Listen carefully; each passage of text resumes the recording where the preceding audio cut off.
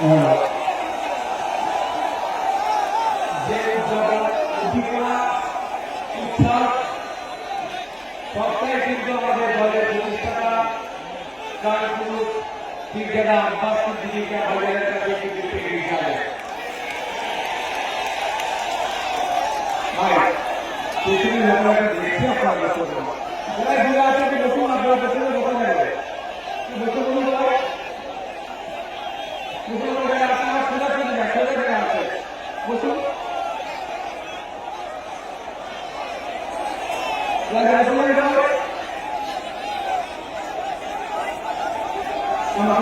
ভাই, আমার খোলা করে আওয়াজ বাজা যাচ্ছে তারা সবাই।